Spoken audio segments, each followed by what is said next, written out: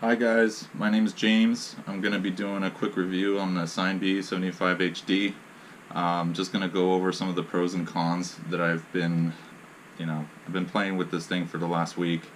I pretty much love it, but I've had a lot of flight issues and flight characteristics that were just not satisfying outside, and I'm going to go over what I did to fix those as well. Um, Basically, for the money and what this thing is capable of and the high definition recording, I think it's just absolutely great. I love it. It was just really frustrating to figure out what was wrong with it. Out of power loops, as I would be coming down, my yaw would be drifting left to right, and it would kind of be uncontrollable, and it wouldn't be really repeatable. I tried changing all the PIDs, I tried changing all the filters. I was, trying to figure this out for a while. Basically got to a point where I was just like about to give up. And I was just like, okay, one more time. I flashed the board, I changed a bunch of things, and now it flies like a full-size quad. And I'm just so in love with it. I can't believe how much of a difference it actually made. The two videos that I did before this on YouTube, one flight indoor, one flight by the beach, those were both without tuning. Those were straight out of the box. I just threw some rates on there for what I felt comfortable with, and it still flew really well indoors. But outdoors, like I said, it just had this really weird yaw drift and just unstable flight characteristics when I would be doing any kind of aerobatics. So I'm going to review what I did to make this thing a little bit better physically. There's four little tiny, I guess you can call them nuts, that are holding the DVR. I applied a little bit of goop on each of those after tightening them. They'd like to come out. You could do Loctite. I did a little bit of goop just because it was easier for me. This mount here is soft mounted for the camera. At high speeds outdoor, you might get a little bit of jello. Maybe in the future they might end up replacing that, hopefully, with something that's a little bit stiffer. The frame itself doesn't give you any jello. This thing's really solid. I've crashed this thing so many times and it's still going. There's no problems with that. I did replace the antenna with a luminaire. I do get a little bit better picture quality out of that, maybe a little bit better range. I fly mostly on 25 milliwatts. The 200 milliwatt option does improve distance, but not that much in my opinion, so I just keep it at 25 milliwatts.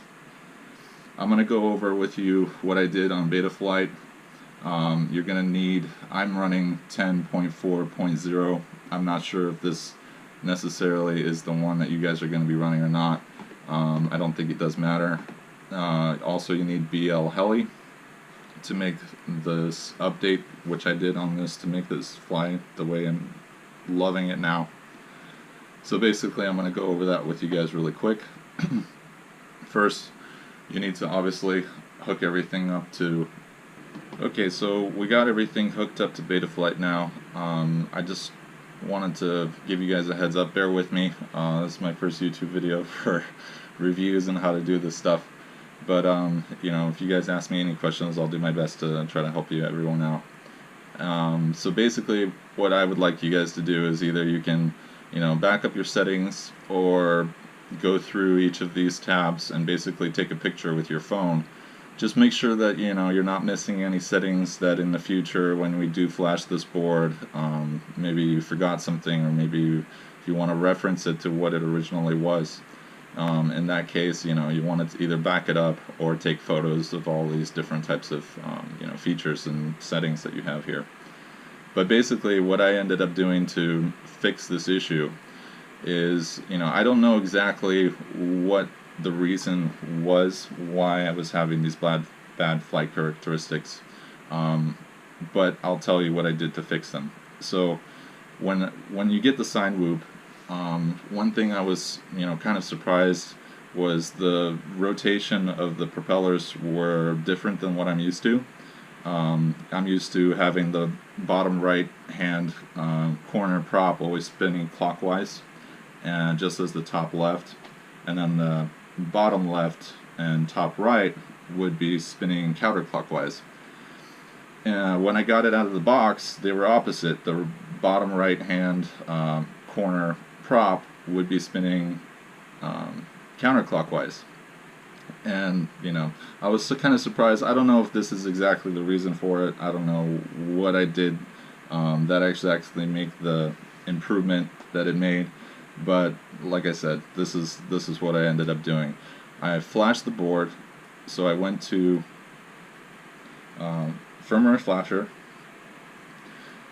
The board that you want to choose is the Maytech F411.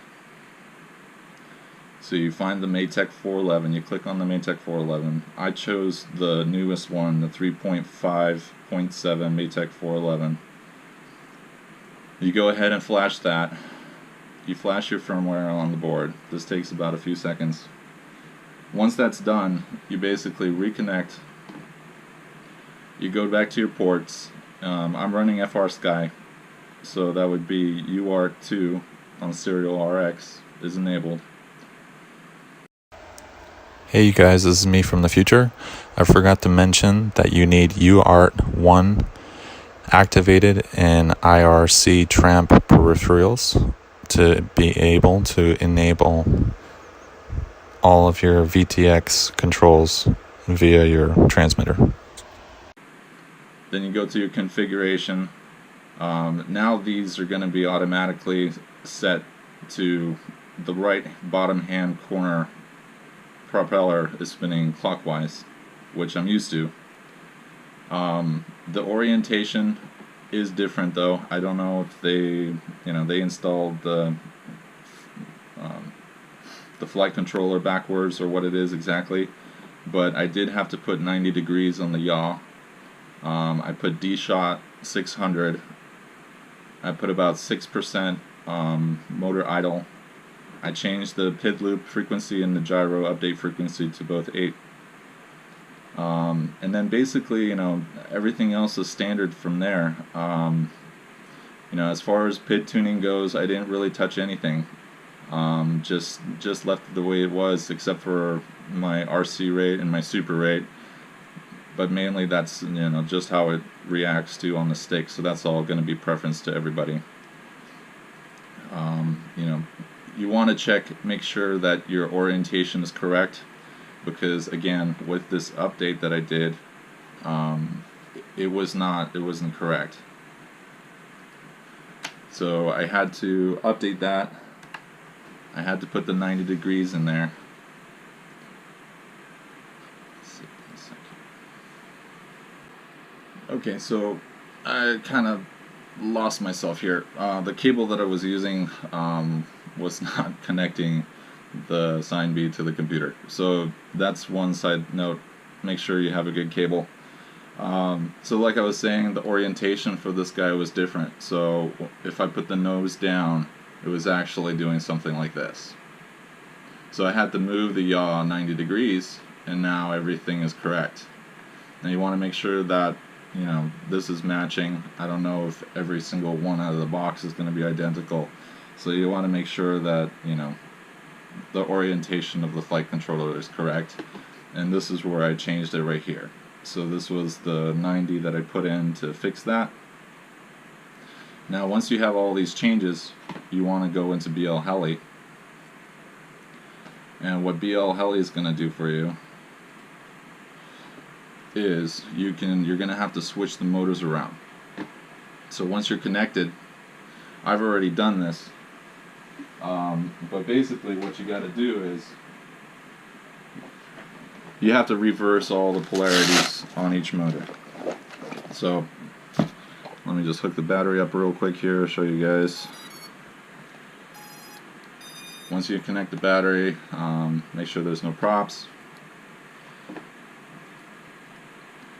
Okay guys, so now what we're doing is we're connecting the quad to BL Heli. Once you've flashed your flight controller and you got all your settings in there correctly, You see that your stick movement is, your ports are correct. The orientation of the flight controller is correct. Now you want to put it into BL Heli. You connect to BL Heli, hit read setup, and basically all you want to do is, all I did was I just reversed these motors because they're spinning the wrong direction. So if your motor says reversed, now you want it normal. If it says normal, you want it reversed. And you basically set these up, and then you hit right setup. Once this is done, you're pretty much ready to go. You're going to be surprised on the difference of flight characteristics that the Cinebee is going to have now. It flies completely solid. There is no drifting. There is no funky flight characteristics, and there's no surprises. Again, I don't know what the reason is for it, but this is the fix that I did, and it just works amazing now. I'm so happy with it.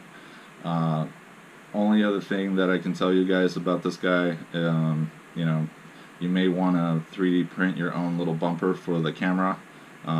It is a little bit exposed. It will take a beating. I've taken a few hits on the camera itself, and it still withstand it. It's still functioning. There's a few, dinks here and there. But overall, I'm in love with this thing for the money, the high definition video that it's giving. The raw power of the 2S is just amazing. I know that they're going to be offering these in 3 and 4S. With higher weight, physics are, the more weight, once you hit something, that's going to break. So I prefer 2S. I prefer it just because of the weight factor. Indoors as well, it's capable and super extremely powerful. And outside, it's powerful enough to do all the power tricks that everybody's into. And this thing's great. 3.5 minute flight time on a 450 milliamperage 2-cell tattoo battery. These things are pretty dirt cheap. And buy a bunch of them. Go to the park, go wherever, and it's under 100 grams with battery. So I love it. I hope you guys get one, and I hope you guys have fun. Take care. If you guys have any questions or concerns or anything, let me know. Thanks.